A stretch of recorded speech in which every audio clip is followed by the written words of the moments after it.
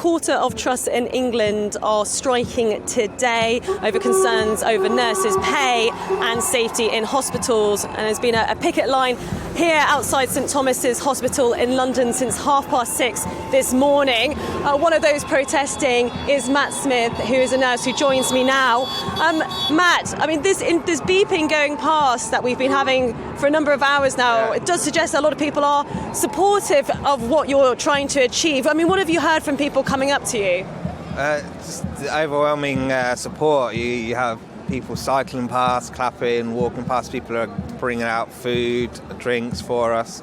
And the overwhelming majority of people are very supportive of what we're doing here today. And what has brought you to the street to be striking today?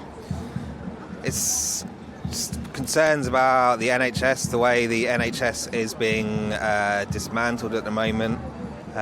We've got huge vacancies within the NHS. There's around 48,000 nurse vacancies in the UK alone, not including all the other professions that work for the NHS as well. And this is having a huge impact on how the NHS operates and patient safety within the NHS as well. And does it become something of a sort of chicken and egg that because people are leaving the profession, it makes it harder for the people who are still there, and it makes it more tempting in terms of leaving? Well, definitely, yeah. The less people there are, they have to do more work to just get the stuff done, and this is why you're seeing that the waiting lists are currently growing. You know, it is already big after the pandemic, and it's just getting bigger and bigger because there's not the staff to be able to bring down the waiting lists at the moment. And does that mean that a lot of trusts, in terms of where you work, did you end up being quite reliant on agency staff in many ways, which can in turn be very expensive?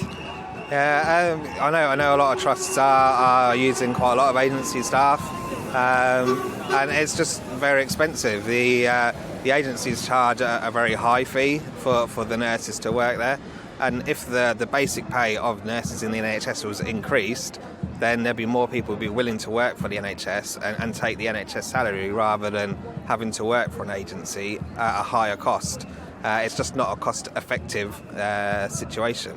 Is a 19% pay rise, is that realistic? I mean, a lot of people watching this may support you and support what you're trying to achieve, but may think that 19% is just simply too high. Well, it's not really a pay rise, though. We're not asking for a pay rise, we're asking for pay restoration. You know, we've had, over the last 10 years, we've had 20% effective pay cut, so all we're asking for is to be back to where we were, where we should be. So it's not even a pay rise, it's still 1% below where we should be at. So, and I know some people may think it's a bit too much, but when nurses and health professionals are unable to feed their families, they're having to go to food banks. These are people who are trained with degrees and master's degrees, having to use a food bank because they can't afford to feed their family because of this poor pay that's within the NHS. Well, Matt, thank you very much for speaking to us. Really appreciate it. I think that gives a sense there of what some of the reasons why people have come out to strike today. I think the real concern really is that we're expecting more strike action next week, and so I think the pressure will really be on the government and the RCN to try and resolve this very difficult issue.